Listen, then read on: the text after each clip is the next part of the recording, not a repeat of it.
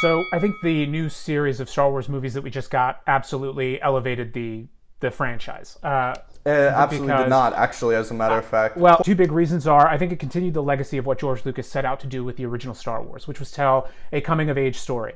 If you actually look up what George Lucas has to say about Star Wars, I mean, I have. Trilogy, he says yeah, it lacks ahead. depth. He says it lacks depth. Oh, and that's the new exactly trilogy what it lacks is. depth?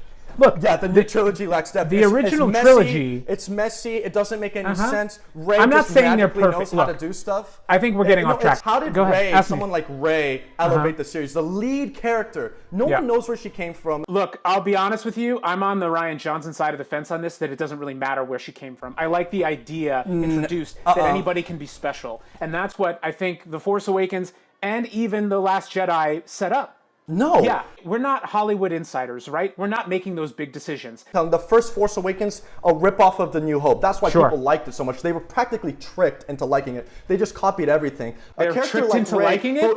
You're calling like a mass of people who went and enjoyed a movie being tricked into like. I mean, dude, movies, storytelling is manipulation. That's what it is. Where the music, the camera moves, the writing, it's all designed to make you feel something. And that's art. I'll give the new trilogy. I'll give you that the new trilogy, like special effects wise, outstanding. But I'm not going to go based off that to tell you why it elevated the series. I'm going based off storytelling. Story? Let's talk about story. Sure. Tell me why Rey is an important character. Samir, let me ask you this. What does Star Wars mean to you, right? George Lucas, by his own admission, says Star Wars is a story for children. In the sense that Star Wars is a coming-of-age story, right? That's how it works the best. And so we went back to that well with Anakin in the sort of like coming-of-age downfall, which I don't think worked as well, because I think that story was told perfectly at the end of Empire Strikes Back when we find out who Darth Vader is. And similarly, this new Star Wars trilogy is a coming-of-age story, a coming-of-age of three characters, not necessarily just one.